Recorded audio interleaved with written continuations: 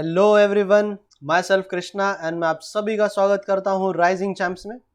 आज हम लोग प्रॉफिट एंड लॉस का पार्ट 3 जिसमें आपका सेलिंग प्राइस से रिलेटेड कुछ कॉन्सेप्ट जो है आज हम लोग क्लियर करेंगे।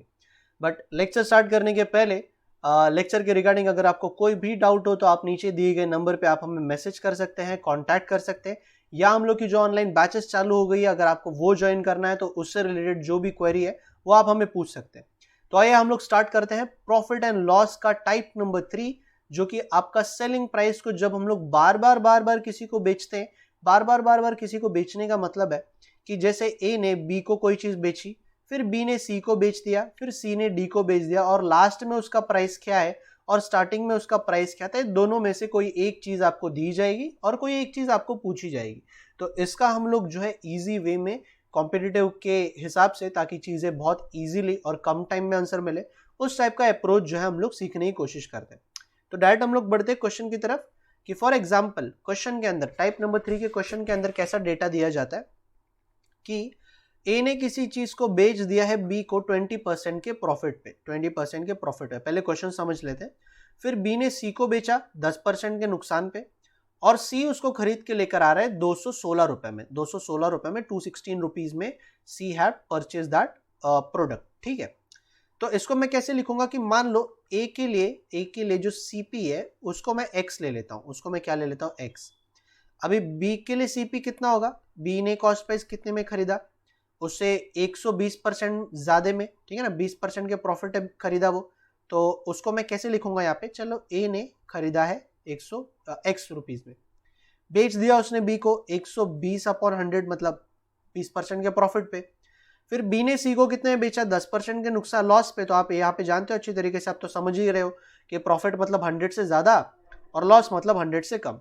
और लास्ट में सी को कितने में मिला, ये चीज 216 रुपए में मिला। अब चलो इस चीज को जरा समझने की कोशिश करते हैं कि ये जो एक्स है ये ए के लिए सीपी है, और ये जो पूरा का पूरा प्रोडक्ट है ये ए के लिए क्या है, एसपी है, सेलिंग प्राइस है, क्योंकि बेचा है ना उसने। ये जो पूरा प्रोडक्ट है ये बी के लिए सीपी हो गया, क्योंकि बी ने इतने में खरीदा था। और ये जो पूरा का पूरा प्रोडक्ट है ये आपका बी के लिए सेलिंग प्राइस हो गया। और अगर मैं ये बात करूं कि पूरे के पूरे चीज की, तो ये सी के लिए क्या हो जाएगा, वो सीपी हो जाएगा। मतलब ध्यान रखना कि कभी कभी क्वेश्चन में आपको किस चीज की वैल्यू पूछी गई है वो समझना बहुत जरूरी है। ठीक है ना, ये बहुत समझना बहुत ज्यादा जरूरी है। तो आई थिंक अगर आप ये चीज थोड़ा सा ध्यान देकर समझ रहे हो कि करके कौन सा किसके लिए सीपी है और कौन सा किसके लिए एसपी है, तो अब मैं इसको बस कैलकुलेट करूंगा और आंसर निकालूंगा। 0000 यहाँ पे कट हो गया और यहाँ पर आ जाएगा। थोड़ा सा अगर आप ध्यान दो तो 9 के टेबल में 12 के टेबल में कट होता है, 12 वन जा बचेगा 996, 12 8 जा होता है, और 9 वन जा 9 टू जा 2, यहाँ पर है 100 यहाँ पर है, तो एक्स की वैल्यू कितनी आ जाएगी आपकी, 200 आ जाएगी। तो इसका ऑप्शन नंबर ए राइट है। चलो अगर मैं क्रॉस चेक करूँ तो ए ने किसी सामान को खरीदा तो 200 रुपए में, उसने बी को बेचा कितने, 20% के गेन पे। अभी इसका 200 का तो 20% जानते हो आप, क्योंकि 10% 20 होता है, किसी भी चीज का 10% जो हो जाएगा वो उसके लास्ट से एक पॉइंट लगा दो तो 20 होता है, डबल इसका कितना हो जाएगा 40। तो 240 रुपये में बेचेगा, मतलब बी जो है 240 में खरीदेगा, और सी जो है इसको 10% के लॉस पे खरीदने वाला है। मतलब बी कितने बेच रहा है उसको 10% के लॉस पे, तो 24 का 10% कितना, 240 का 10% कितना, 24 rupees. So it will become 216, जो कि आपको क्वेश्चन के अंदर दिया है, और ए जो है वो 200 रुपीज में इसको परचेज कर रहा है। चलो कुछ और इसके बढ़िया क्वेश्चन देखते हैं और एग्जाम में कैसे क्वेश्चन आए हैं इसके। जैसा क्वेश्चन एग्जाम में आया मैंने वही उठाया है इसमें, तो आगे लास्ट तक जरूर बने रहिए आप लोग। सेकंड क्वेश्चन में क्या डेटा दिया गया कि on a book a publisher gain 10%। चलो पब्लिशर को मैं दे देता हूं कि जो पब्लिशर है उसका जो सीपी है वो एक्स ले लेता हूं। ठीक है, तो पब्लिशर के लिए एक्स हो गया और उसने बेचा है 10% के गेन पे। ठीक है ना, ये आ जाएगा ऐसे। फिर डिस्ट्रीब्यूटर ने जो गेन किया है वो 15% का गेन किया। ठीक है ना, पब्लिशर जो है डिस्ट्रीब्यूटर को देगा, डिस्ट्रीब्यूटर जो है उसके ऊपर मुनाफा कमा रहा है 15% का। किससे मुनाफा कमा रहा है, वो रिटेलर को ऑफकोर्स बेचेगा, और रिटेलर जो है बेच रहा है वो 15-25% का प्रॉफिट है बेच रहा है। और जो लास्ट में रिटेल का जो प्राइस है इसका वो कितना है, 253। मतलब रिटेल का जो कॉस्ट प्राइस है, रिटेलर को जो इसको कॉस्ट प्राइस पड़ा है वो 253 रुपीज में पड़ा है। तो पूछ रहे कि दो प्रोडक्ट का जो कॉस्ट प्राइस है वो कितना होगा, प्रोडक्ट का जो कॉस्ट प्राइस है वो कितना होगा। सो ये मतलब जो प्रोडक्ट का जो कॉस्ट प्राइस है वो कितना होगा, मतलब पब्लिशर ने कितने में पब्लिश। तो बस सिंपल बात है कि अब आप ये चीज़ें पूरा सिनारियो जानते हो, अब इसको बस आपको कट कर लेना है। तो कट कर लेना है, तो ये ज़ीरो कैंसिल हो गया, अब तो कोई ज़ीरो नहीं बचा। तो 25 फाइव 25 फोर ज़ा, ठीक है, ये 5 वन आ जाएगा, 5 20 आ जाएगा, ठीक है, 5 23 5 4 और 23 वन 23 11 तो तेरे को थोड़ा सा ध्यान रखना होता है कहाँ पे आप क्या कट कर रहे हो। और लास्ट में ये 11 और ये भी 11 कैंसिल हो जाएगा, बचा क्या, 10 बचा, 4 बचा और 4 बचा। दैट मीन्स इसका जो CP है, कॉस्ट प्राइस है पब्लिशर के लिए, वो 160 रुपीज़ हो जाएगा। 160 रुपीज़ जो हो जाएगा वो इसका कॉस्ट प्राइस पड़ेगा। आप चाहे तो क्रॉस चेक भी कर सकते हो। क्रॉस चेक करने के लिए मान लो कि अगर ये 160 होता तो 10% का गेन मतलब 176, फिर इसके ऊपर 15% का गेन, आई थिंक 15% निकालना थोड़ा सा डिफिकल्ट हो जाए, तो इसलिए मैं इसको थोड़ा सा स्किप कर देता हूँ। वरना आप इस तरीके से जो है चीज़ों को क्रॉस चेक कर सकते हो। एग्जाम में तो क्रॉस चेक करना बिल्कुल भी आपके पास टाइम नहीं होगा, तो ये मेथड जो है आपका बेस्ट है। चलो आगे देखते हैं, थोड़ा सा इसमें वेराइटी अब देखते हैं, थोड़ा सा चेंज देखते हैं कि एग्जाम में अगर ये क्वेश्चन थोड़ा सा अपग्रेड पार्ट में आता है, बैंकिंग PO में आता है या SO में आता है, तो कैसा आता है ये। तो रीता ने किसी चीज़ को बेचा है गीता को 25% के प्रॉफिट पे। तो चलो मैं रीता का जो CP है वो कंसिडर कर लेता हूँ। ओके, कंसिडर करने की कोई ज़रूरत नहीं, क्योंकि लिखा गया है कि if Rita bought it at 4000 rupees, 4000 rupees question के अंदर दिया गया है, ठीक है ना। तो क्वेश्चन को थोड़ा सा ध्यान से ज़रूर पढ़ना कि रीटा ने लेकर आया था किसी सामान को 4000 रुपये में, 25% के प्रॉफिट है बेच दिया है उसने गीता को, गीता ने सोल्ड किया सीता को, संगीता को 5% के प्रॉफिट पे, और संगीता ने उसको बेचा सीता को 1000 रुपीज के लॉस में, मतलब 1000 रुपए का नुकसान हुआ है। और लास्ट में रीता ने क्या पेड किया उसको, सॉरी यहाँ पे रीता नहीं आएगा, आई थिंक यहाँ पे संगीता आएगा। चलो यहाँ पे संगीता आएगा, थोड़ा सा कट कर देना, क्योंकि रीता का जो तो प्राइस है, देन व्हाट प्राइस, रीता नहीं आएगा, यहाँ पे सीता आएगा। चलो ठीक है ना, यहाँ पे सीता आएगा। तो सीता ने किस प्राइस पे लेकर आया, तो वो इसमें पूछा गया है। तो सीता के लिए जो कॉस्ट प्राइस है वो यहाँ पे पूछा गया, लास्ट प्राइस इसमें पूछा गया इस बार। बट यहाँ पे थोड़ा सा अलग क्या है कि इस क्वेश्चन के अंदर एक वैल्यू भी दी गई, सारे के सारे परसेंटेज नहीं है। तो देखो जहाँ पे परसेंटेज का कैलकुलेशन था वहाँ पे मैंने परसेंटेज लिख दिया, यहाँ पे 1000 रुपीज़ का लॉस हुआ है तो 1000 रुपीज़ मैंने कट कर दिया। मतलब ये जो चीज़ है ये क्या है, ये जो चीज़ है वो सीता के लिए, sorry at last Sita sold it to Sita, अच्छा यहाँ पे 2 बार नाम है क्या, ओके ओके। तो Sita sold it to someone, कुछ अलग यहाँ पे नाम लिख दो, सीता सोल्ड इट टू यहाँ पे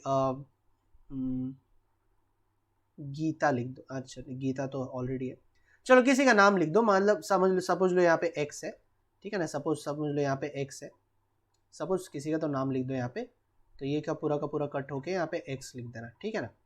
तो ये जो पूरा का पूरा चीज़ है वो सीता के लिए सेलिंग प्राइस है, सीता के लिए जो सेलिंग प्राइस है ये, ठीक है ना, सीता के लिए ये जो है सॉरी कॉस्ट प्राइस है। और सीता ने जब इसको बेच दिया तो ये सीता के लिए क्या बन गया, ये सेलिंग प्राइस बन गया। और ये किसके लिए क्या बन गया, X के लिए कॉस्ट प्राइस बन गया। X में इसलिए ले रहा हूँ क्योंकि यहाँ पे मैंने नाम जो है दो लिख दिया, सीता लिख दिया, तो उसको थोड़ा सा कंसिडर करना। सो अब अगर मैं इसको अगर मैं इसको कंटिन्यू करूँ तो यहाँ पर सिर्फ कैलकुलेशन में क्या करना होगा कि यहाँ पे मैंने वैल्यू लिख दी है। अब इसको अगर मैं कट करूँ तो 0000, यहाँ पे 10, यहाँ पर 10, देखो 1000 कट नहीं होगा क्योंकि यहाँ पे माइनस का साइन है, तो बी केयरफुल कि आप कट करने के टाइम पे 5 21 5 2 और 2 1 हो जाएगा, ये 2 2 हो जाएगा, और ये कितना आ जाएगा 250 इंटू 21 माइनस 1000 रुपीज़, तो ये कितना आएगा 21 0 0, 21 इज 105, 25 2 42, तो ये 52 आ जाएगा। और 52 में से अगर मैं 1000 रुपीज़ निकाल दूँ तो 4250 जो आ जाएगा वो आपका आंसर आ जाएगा, 4250 आपका फाइनल आंसर हो जाएगा। तो जिस आखिरी बंदे को सीता ने ये चीज़ बेचा 1000 रुपये के नुकसान पे, उसको ये चीज़ पड़ी 4250 रुपीज़ में, उस आखिरी वाले पर्सन को इस चीज़ का वैल्यू पड़ा। बट समझने वाली बात ये कि इस ऐसे टाइप के क्वेश्चन के अंदर आपको वैल्यू में भी प्रॉफिट दिया जा सकता है या वैल्यू में भी लॉस दिया जा सकता है। चलो इसको थोड़ा सा और एक और एग्जांपल से समझने की कोशिश करते हैं अच्छे से, कि ए ने आर्टिकल सोल्ड किया है बी को एट 10% का प्रॉफिट, 10% का प्रॉफिट, ठीक है।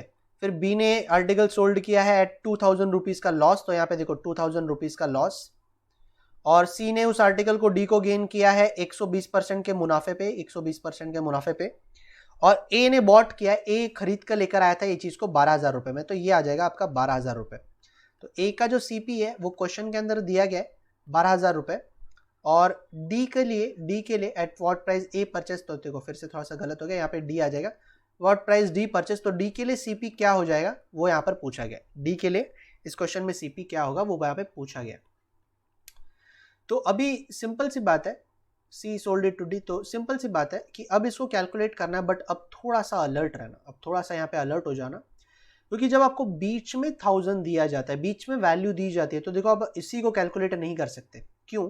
क्योंकि देखो ये जो 20% का प्रॉफिट है 2000 के ऊपर हुआ है क्या? नहीं, ये 2000 के ऊपर नहीं हुआ है ना, ये पूरा का पूरा इसके ऊपर हुआ है ना, है ना। तो ब्रैकेट लगाना बहुत ज़रूरी हो जाता है कि जो 2000 रुपये 20% का जो प्रॉफिट हुआ है सी को डी को बेचने पे, तो सी ने जब डी को बेचा तो सी के लिए ये पूरा का पूरा कॉस्ट प्राइस है ना, तो इसको उसने बेचा होगा, ना कि 2000 रुपये को। तो ये ब्रैकेट लगाना बहुत ज़्यादा ज़रूरी, जो कि अक्सर हम लोग भूल जाते हैं।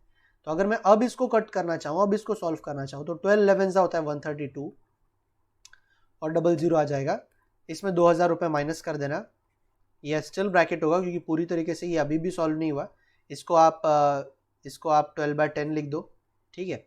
ये कितना सा आ जाएगा, ये 11,200 आ जाएगा इंटू 12/10, तो ये ज़ीरो और ये ज़ीरो कैंसिल, 12 ज़ीरो ज़ा ज़ीरो हो जाता है, 12 2 ज़ा 24, तो 2 कैरी हो गया, 12 1 ज़ा 12, तो 2 आ जाएगा 4, तो 12 1 ज़ा 12, ये 13 है, तो 13400 13440 जो आ जाएगा वो आपका आंसर आ जाएगा, वो डी के लिए क्या बन जाएगा, कॉस्ट प्राइस बन जाएगा आपका।